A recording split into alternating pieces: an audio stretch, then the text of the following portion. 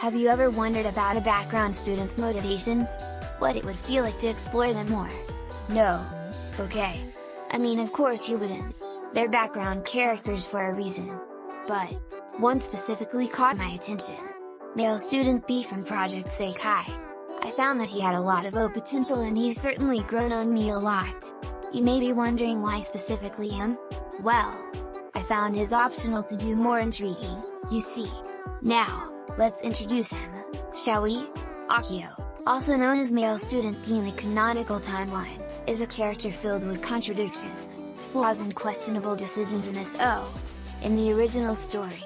Whether this path of thorns, better known as Mizu 5, he is seen with two other background characters, male student A and male student C, who are both infamously hated by the PJSK fandom as we know it. Lol, male student A was the one who revealed Mizuyuki's secret. Student C, while not directly saying it, he is also outwardly transphobic and instigator to Kenji's behavior. Akio, however, was uncomfortable with this behavior and told them multiple times to stop, which they didn't. Unfortunately, Mizuyuki's secret is outed to Ina, whom Mizuyuki wanted to tell their secret to, leading to Mizuyuki's hiding in Sekai and Ina 5. Which doesn't happen in this AU because B actually does more. Woohoo! Akio and his story battles with societal pressure, the desire to be liked, and the yearning for normalcy. And in this video we're going to be exploring his entire character, that I've written, from beginning to end. Please note that he's being rewritten so this information is newer and still in progress.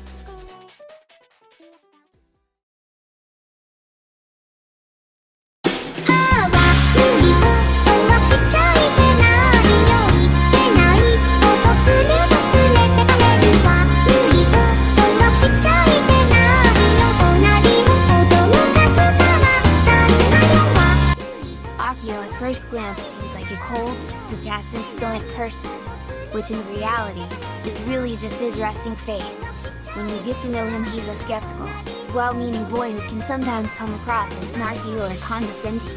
He's often seen as too serious at jokes and it upsets him that people see him that way. Despite all this, when he warms up to you, his tone changes and he reveals a softer side. Like the cliches, yes. The transition from being snarky to soft is naturally messy, as Akio can act distant or rude but he can be loyal and highly empathetic despite disliking you. This is not a conscious act, it's merely a habit he can no longer stop. At times, he can be quite monotonous and oblivious as well, often stating a hard truth instead of sugarcoating it. It's not malicious and it's a sign that he trusts you well. He just won't ever admit that. Akio has developed a worldview that no one should be hurt unreasonably. However, this mindset has been tainted by others. What society and his peers expect of him. To be normal, well-liked, uncontroversial. During conflict he doesn't take sides and if he absolutely must, he shows us the popular side. No matter how damaging it really is. He doubts it, he really does. But the pain and fear of being rejected and hated binds him to taking us off. Stay proud. His entire life, he had been living a script. However, before following the script, Akio was generally a quiet and observant child. He was still very naive but he pointed things out that no one else would, and go with what he felt was right. He wasn't seen as weird all the way, but his classmates wouldn't choose him first, leaving him almost isolated. He grew with the fact that he'd always be a last choice and he wouldn't be understood. Adding on to the fact that most people pity him when finding out about his personal life hurts more and he hates that feeling of being too fragile for people to talk to. Meeting Masaru helped release this tension, but Kenji is the one who eventually killed Akio's true self. Sometimes, Akio views himself as a hero. This was mainly in childhood, where he'd imagined himself helping people with basically everything. This view he had seemed innocent but it eventually breeds his martyr complex, especially towards Mizuyuki. His desire to help people wasn't completely pure. Deep down, he felt minor resentment towards those who brush his efforts off, those who don't notice. Yet, he still never asks for help, which leads to the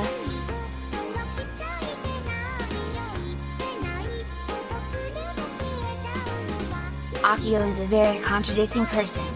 On one end, He holds deep empathy and loyalty and wants others to receive the help he feels he can't have.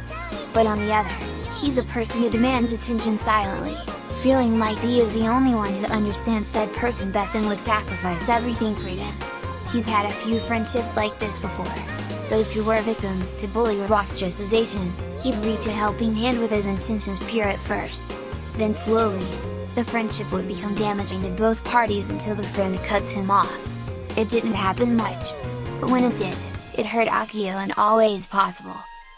Despite this, his tendency to love and think deeper into how people would think shows his reliability, but he is still immature and spirals easily due to worries and overthinking.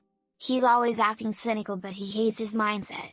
However, change is so terribly foreign to him that staying how he is, being less expressive and only cracking jokes when needed, is the best option to live and be a normal person, which is another conflicting question that Akio has throughout the AU. How do you become normal, even after you've perfected the act?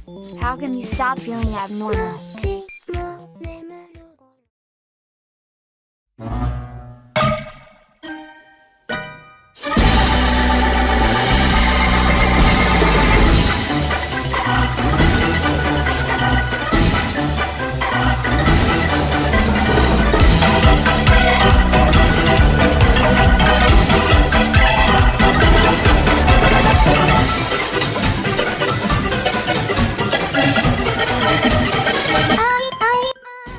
Akio's mother had Akio when she was 17 years old. Of course, Akio's mother and his father were both young and inexperienced, and when they had Akio, they didn't know what to do. But they both really did love Akio as much as they could. When Akio's mother's parents found out about Akio, they cut her off. This hurt Akio's mother, but since she loved Akio's father and Akio, she kept herself together and did everything she could to take care of Akio. Akio's father also loved his family, but he didn't know how to really take care of Akio and left Akio's mother to take care of him, stressing her out because she still had school and other things to take care of. She also had to work extra shifts to get more money, which was hard to do. Akio was just a tiny child, he didn't know any better and he just wanted to spend time with his mother since she's always with him. Akio's mother would always respond with kindness even if she was stressed out and played with him whenever she had the time to. Of course, Akio's family didn't always suffer as they went on picnics whenever they could. These picnics made Akio happy the most and he enjoyed playing with his dad or laying in his mother's lap. This happiness only lasted for 4 years, as his mother dreams of taking education and working became stressful for her. Akio's father had also worked, but he took more time off to spend time with Akio, since his mother did not pay much attention to him anymore. Over time, Akio's parents became more unhappy with each other. Though Akio's mother still loved his father very much, that same love was fading for Akio's father as he couldn't just take care of Akio this much anymore. It's stressful to him. They get into constant arguments about the existence of Akio more and Akio doesn't like this. He tries to get them to be happy, but they just lash out at him. So, whenever they argued, Akio went into hiding in his room. The mood of Akio's house turned cold as he finds himself stuck inside of it. Akio had always spent time with his parents, and the thought of him talking to other kids his age didn't appear. This lack of proper interaction probably made him unable to communicate his feelings properly. After months of Akio's parents constantly arguing and being pressured to take care of him, Akio's father finally had enough and left, devastating Akio's mother. When this happened, Akio didn't know how to process it and went to comfort his mother. But his mother pushed him away, couldn't look at him and went to her room. This rejection frightened Akio and he became terrified over his mother's well-being. Her room door was closed and locked and Akio couldn't reach her. It was like his voice was drowned out by her. Akio would rarely see his mother after that. She only gave him the necessities and left, often leaving to go to work. Here she'd stay of hours, sometimes even get wasted. When she was home, she'd practically sleep all day and come out when Akio wasn't in her sight. Akio's well-being declined. Even if he had food to eat, he couldn't eat it. Even if he had money to spend, he'd never use it on himself. He spent his time cleaning up the house when he had any free time, essentially turning into the adult in his household. He never blamed his mother, not at all. He just felt upset at times, and wanted her to be how she used to be. He had a childish wish for everything to be just a dream. Nothing could be real. That he's actually just dreaming on his mother's lap. He'd use these excuses to get through the day. He'd also use his desire to be a hero to make fantasy worlds where his mom was okay and was waiting for him at the door. Due to his neglected health, Akio fell sick with a high fever one day. He couldn't get out of bed and felt like he wasn't going to live. It's implied here in this moment that his mother took care of him again, but he wasn't fully conscious. In the current timeline, Akio is still trying to reach her one more time. No matter how long it takes, he desperately wants to keep going for her, as she was the one who pulled through and eventually broke.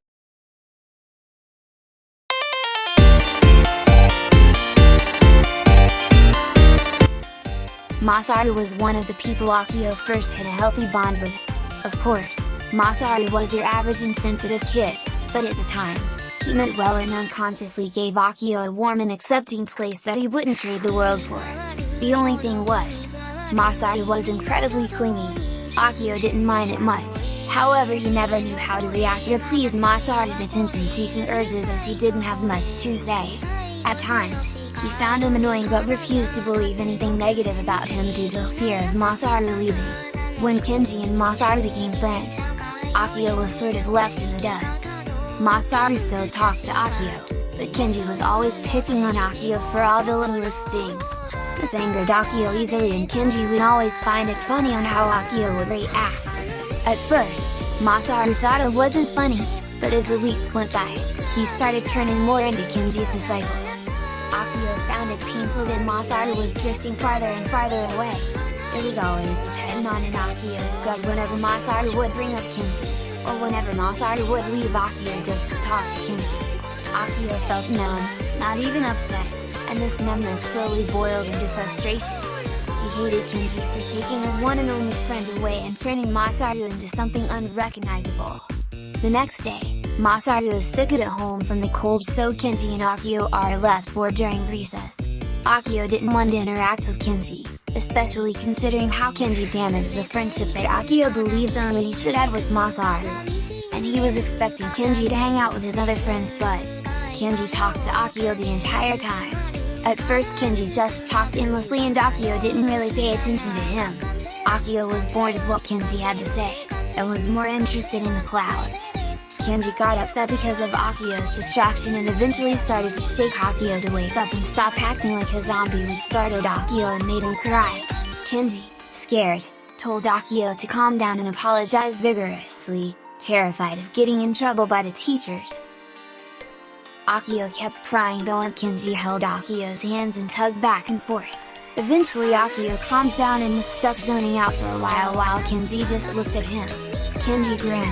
"You're strange," he said with much confidence. Akio frowned, because being called strange was the last thing he wanted. When Akio says this, Kenji blinks and is confused. Kenji insists that Akio is strange but in a good way. Then, Kenji stood up and turned to face him. "You'll be safe next to me. Just watch." Akio didn't know what Kenji meant, but Kenji ran off to play with some other people, leaving Akio alone. Akio still didn't like that guy, but once he's offered kindness, he starts to walk towards it, no matter how big that person is, which is a major dilemma. Akio accepted any chance of kindness too easily in the past. Masaru was the one who made him trust people in the first place, so being betrayed by Masaru didn't sting at that time. Akio initially blamed Kenji's stupid meddling, but now Akio wonders if he himself was also the problem too. Kindness to Akio is like a gift from a good friend. Yet, it's one of those things where you're too astonished to even believe you can have it. It's a painful, aching feeling where Akio can never choose which path to take. As he grows, he notices his relationship with his friends are stuck behind a glass barrier, one where he can never penetrate through.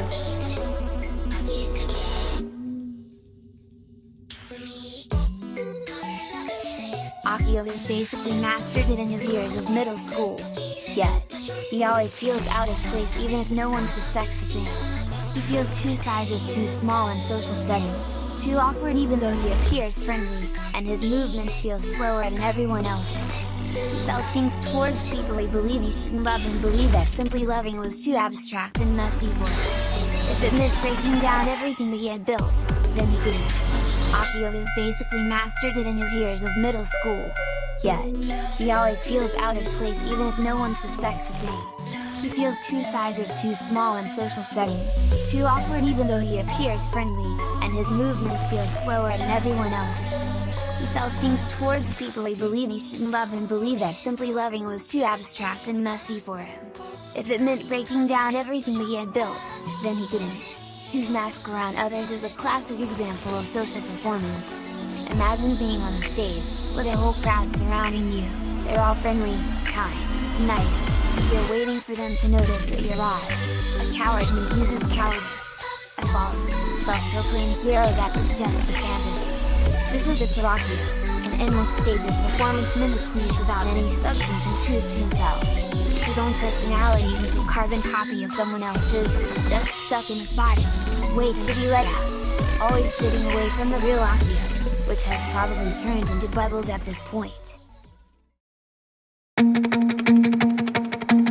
約束したことを覚えてるなら探さな Akio suffers with the pressure and desire to be normal, which means, inside to himself, he must follow what others expect of him while being decent.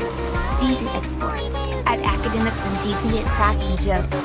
He works hard every day to meet these expectations, which means standing back when there is conflict and siding with the right side. This version of him melts as the story continues, but he still suffers with believing today. As the story goes on, this internalized pet and alternative side of him slowly becomes less subtle, and more affecting his thoughts and actions towards what he truly wants and what he should do is good in. He spends his time trying to fit into the beliefs that he doesn't realize how much ingrains him every day. That's why whenever he met Mizuki, he felt extreme admiration because Mizuki was different and free, which is why he found her incredible, especially when he first sees her again in their 5th year of high school, which reminds him of a part of him that longs for human connection. With his connection, he felt was usually deemed as weird to those around him, so he kept hidden and didn't outwardly say anything about that minority, but in his mind, if he interacted with it and embraced it, he would be straying away from the true and which is wrong, since his entire liquor was built off of a lie he could tell extremely well, almost to the point where he believes in himself.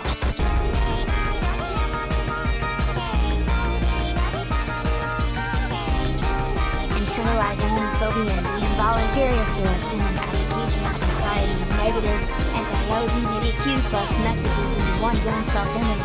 It creates an internal conflict where an individual projects cultural prejudice onto themselves, which leads to shame, self-loathing, and guilt.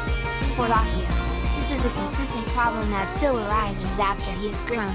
The mindset that had been ingrained into him was etched so deeply that it's hard for him to let go and live his life normally, despite craving for normalcy. Despite showing support towards Mizuki and those communities, even if it's silently, he doesn't accept himself as a part in it, and would rather die than to find out he wasn't truly normal despite how hard he had tried. This toxic mindset of setting suicide is the one and only default for him. He finds accepting who he is repulsing and runs away from the fact that it's just one way away from becoming himself.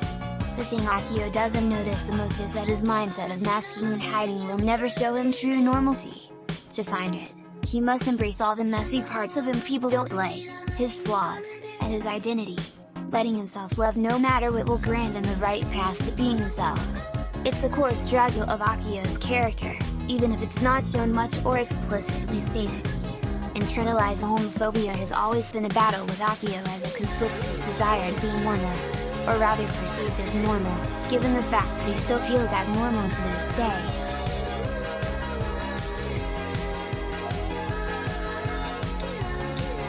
Akio has always been the one to quickly assume. His mind sometimes thinks all white and black, whenever he sees someone happy and content. All the things he doesn't have, he views it as amazing and longs to have it, ignoring what complex situation may happen. Kaido, the original virtual singer, reflects this. He sees Akio's actions of just as trauma, making him do this instead of owning up to what Akio has done. This is mainly because he, himself, finds great satisfaction from seeing Akio happy and would do anything to help him find his true feelings. In a way, these two are similar. One helps with an underlying wish for attention and the other for satisfaction. However, Kaito leans more into what altruism really is, while Akio is still in a gray zone. When Akio sees a confident person, he feels deeply motivated and compelled to show that he can be confident too. More often than not, these end up failing, but no matter what he keeps fighting on. Which is something Akio exceeds in, determination. No matter how small it is, whenever he shows it, it's hard to break. Especially when he grows apart from Kenji and becomes his own person little by little. Yet, this view can quickly be tainted if he found it wasn't fair for them not to have such an unhappy life. He often views these people who are perfect and can do no wrong, not seeing the deeper human behind the correct. Which leads me to my next point.